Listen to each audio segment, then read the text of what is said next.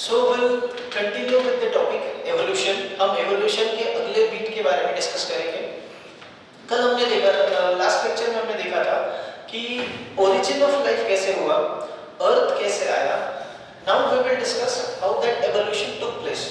हमने evolution के कुछ theories देखे थे, मगर वो theories mostly baseless थे, इस वजह से हम उसको accept नहीं कर पाए। अब हम evolution की most accepted theory पढ़ने वाले हैं, and that theory was given by Charles R. Darwin. हम सबको पता है कि evolution अगर हम पढ़ रहे हैं तो without Darwin's mention it cannot be completed. तो हम देखेंगे कि evolution की theory डार्विन ने कैसे दी थी। तो Charles Darwin, this Charles Darwin was a British naturalist. ये ब्रिटिश नेचुरलिस्ट था। नेचुरलिस्ट मतलब ये ऐसे लोग होते हैं जो नेचर की स्टडी करते हैं। And during nature study he was on world voyage, मतलब वो पूरी दुनिया घूम रहा था।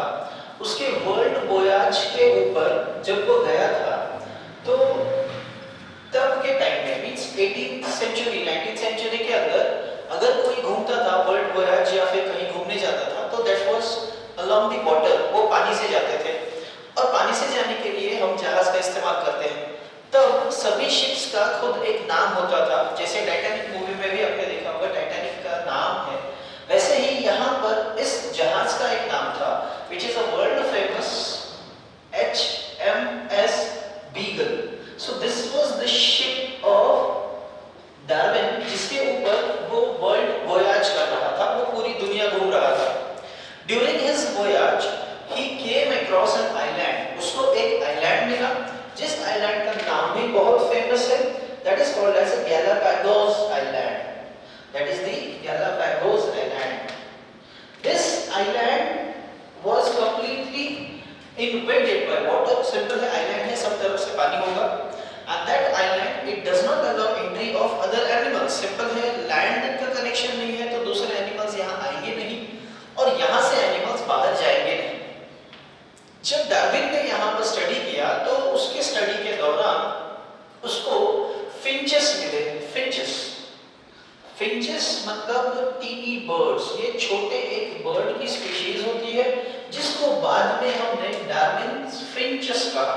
हमने इनको बाद में डार्विन्स फिंचेस कहा।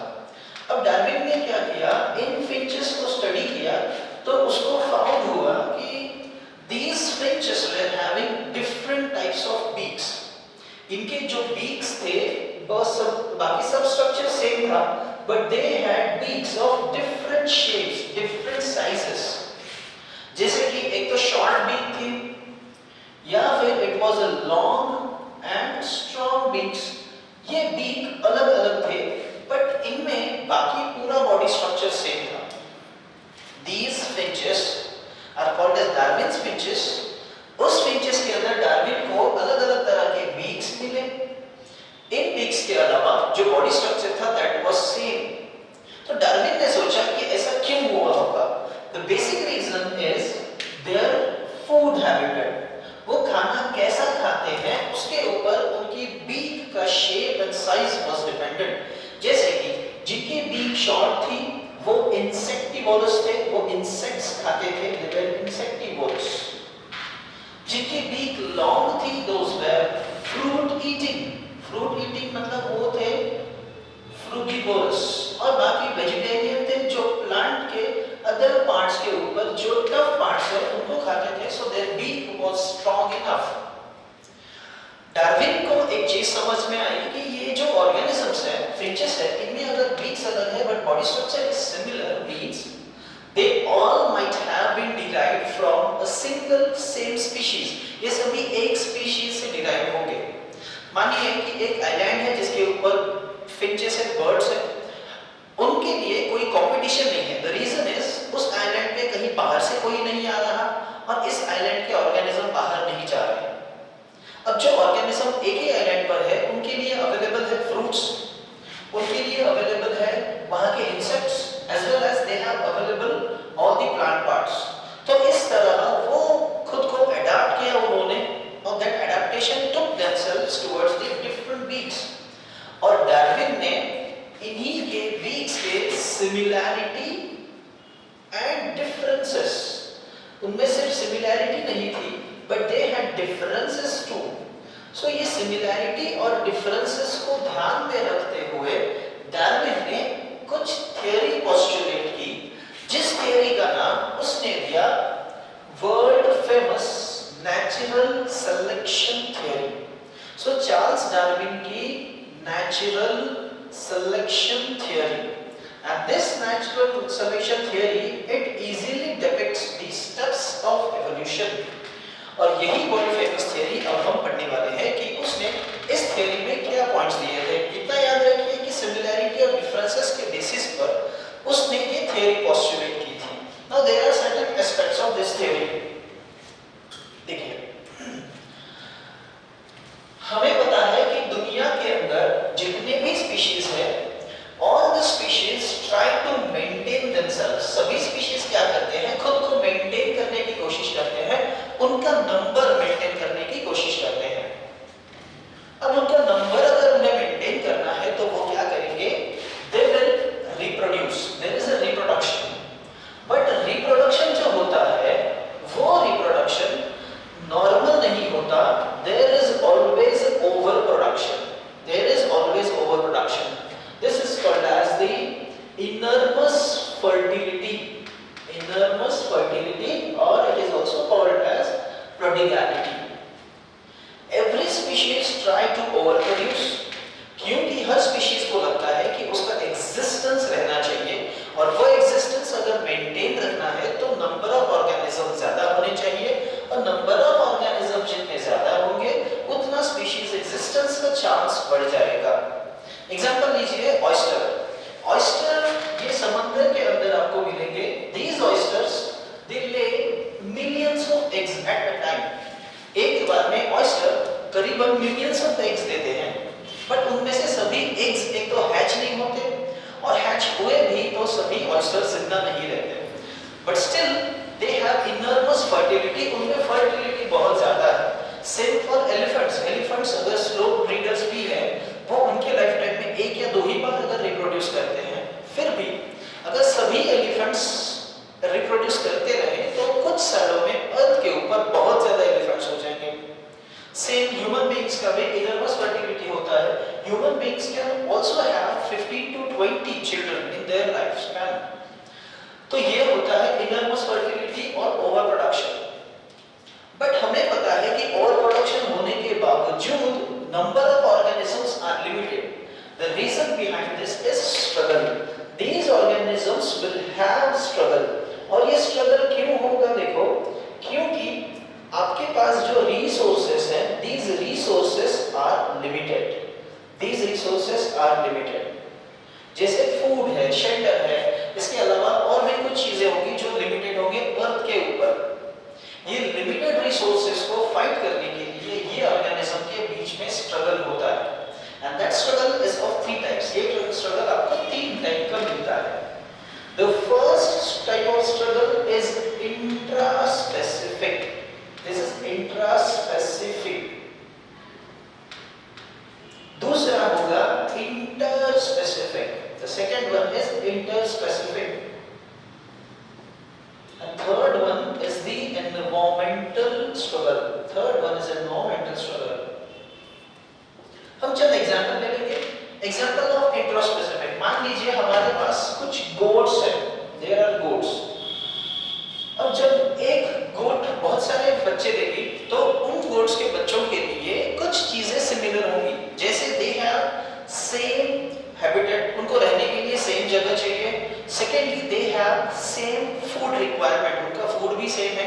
And third they require mating organisms, उनको मेटिंग के लिए भी ऑर्गेनिजम्स चाहिए, मतलब मेल के लिए फीमेल गोट चाहिए।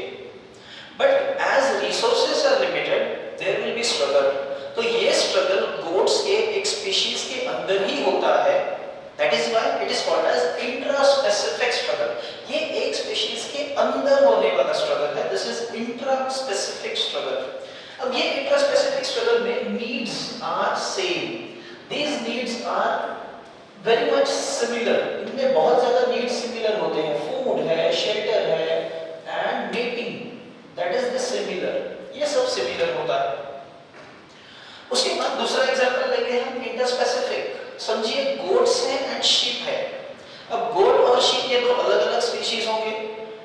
दोनों के लिए भी शेल्टर एंड फूड ये दो चीजें सिमिलर होंगी।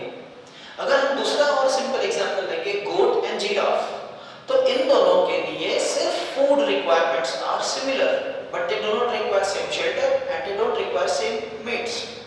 इसका मतलब जब हम इंटर स्पेसिफिक स्ट्रगल देखते हैं तो इंटर स्पेसिफिक स्ट्रगल के अंदर हमें दो स्पीशीज के बीच में स्ट्रगल मिलता है और इस स्ट्रगल में भी नीड्स सिमिलर है मगर number of needs similar will be less, थोड़े कम होंगे।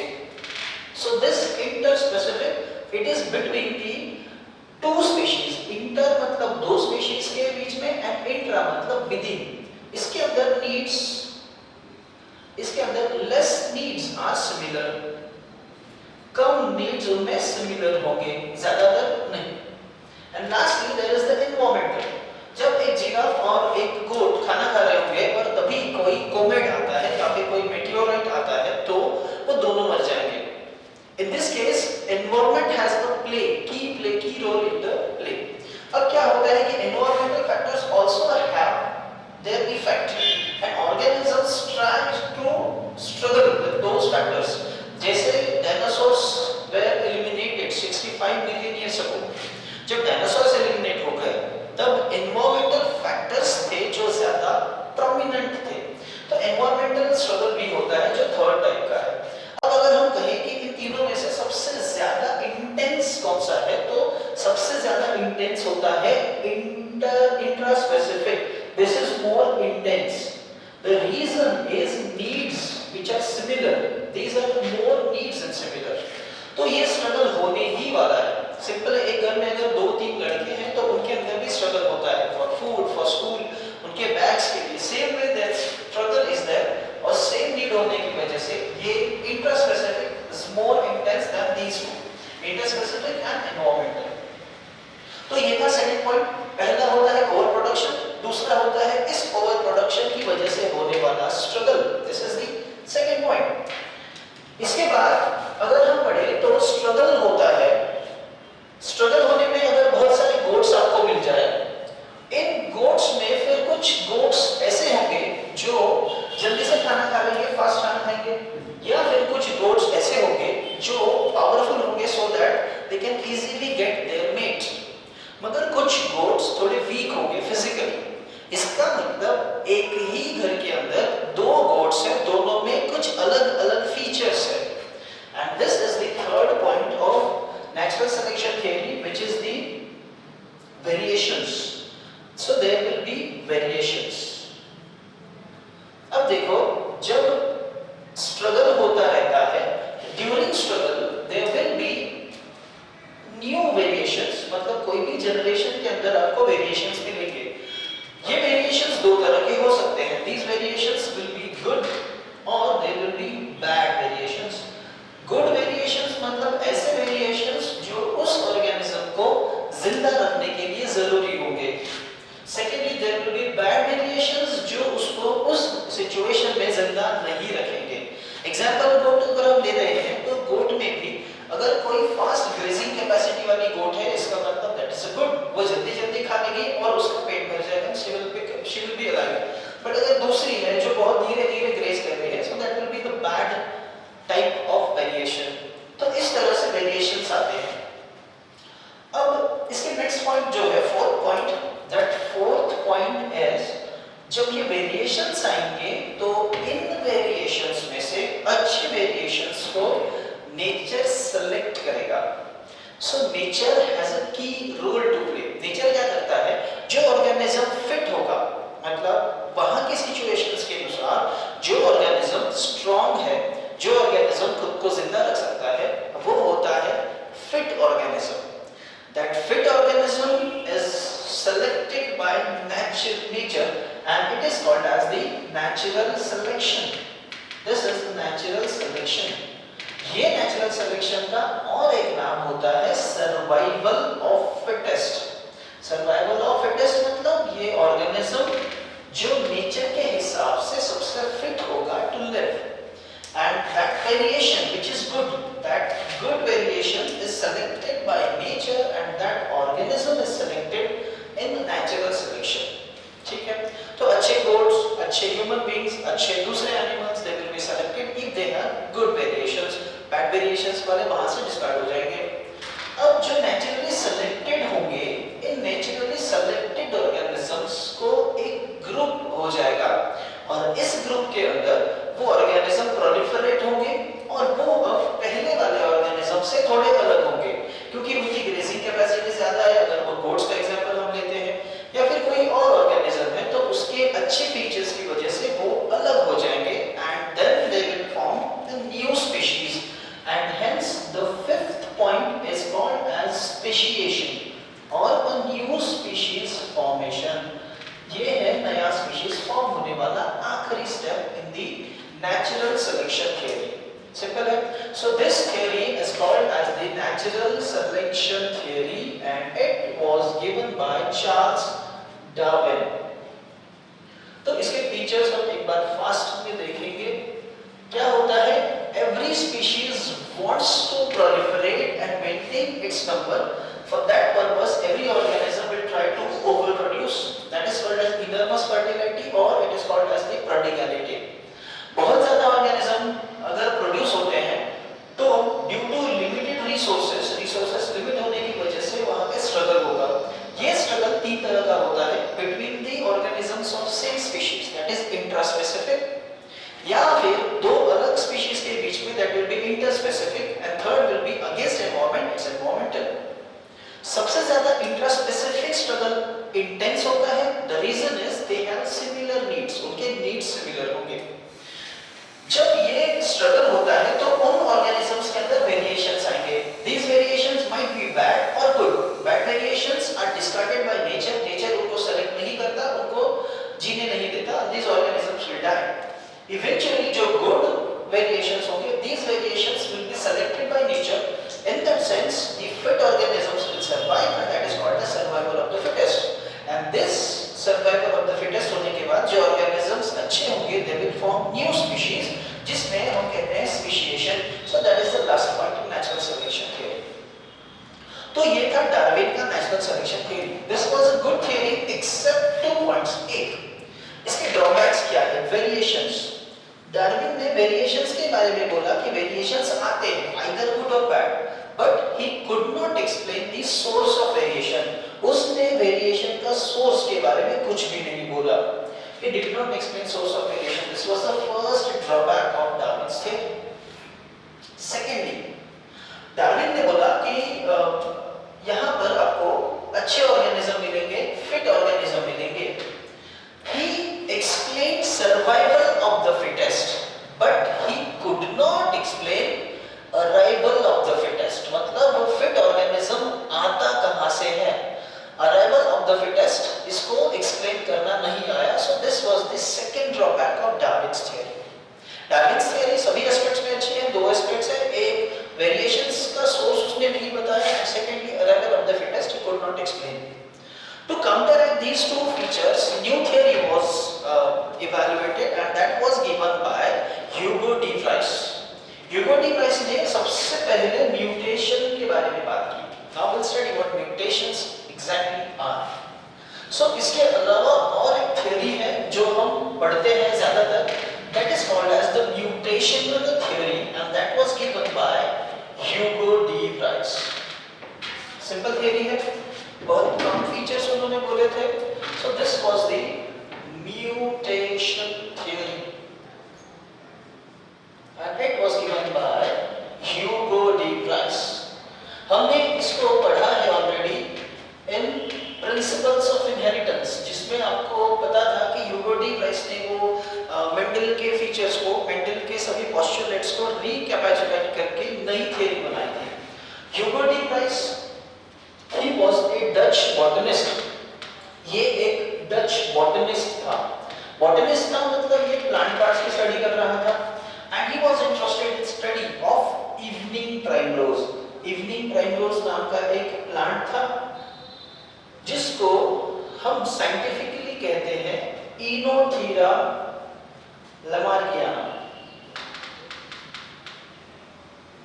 This was the Enothera lamarckiana. This plant, while he studied, he got some abnormal colored flowers. उसको normally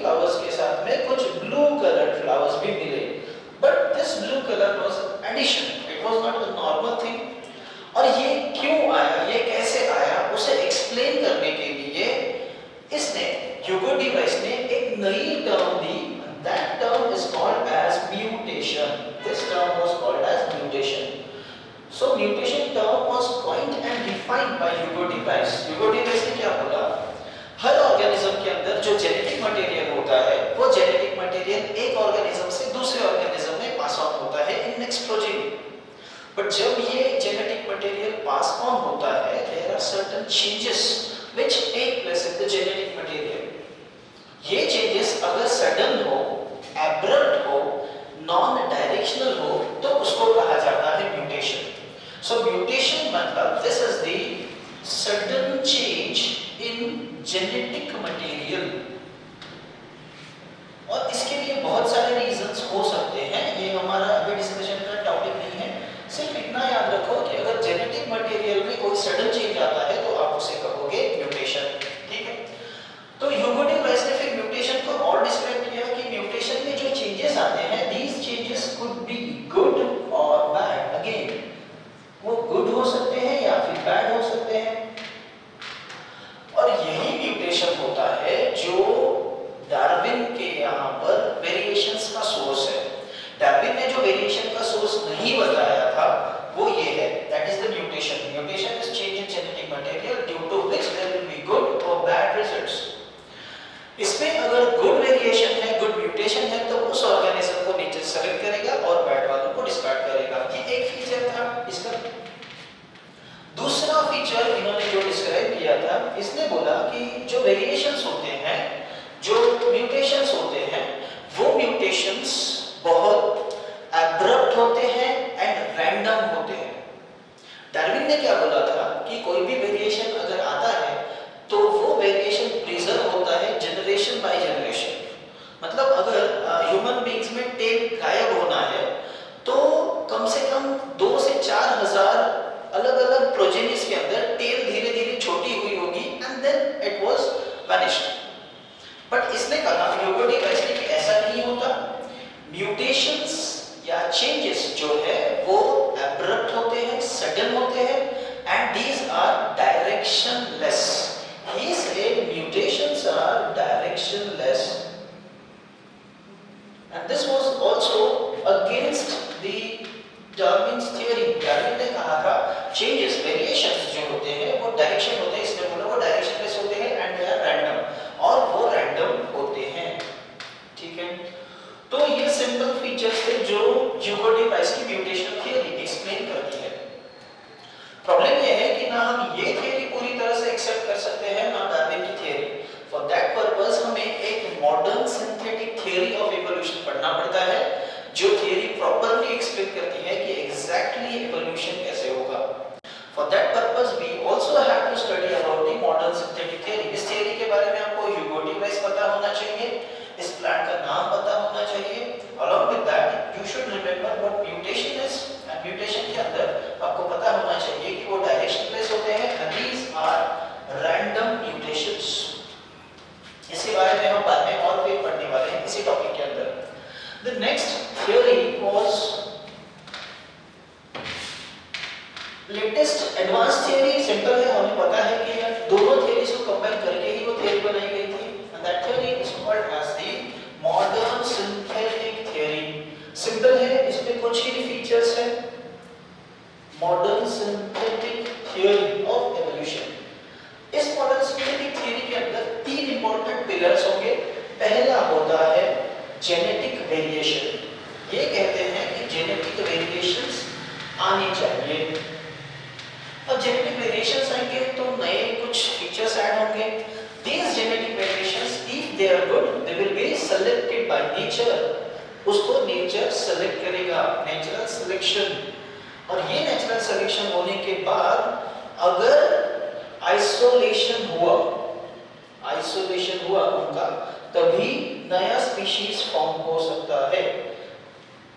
देखो अब इसमें कुछ features इन्होंने ऐड किए हैं. This theory was given by Huxley et al. Huxley et al, मतलब हक्सले के साथ में और 2-4 साइंटिस्ट थे जिनका नाम हमें ज्यादा जरूरी नहीं है. उन्होंने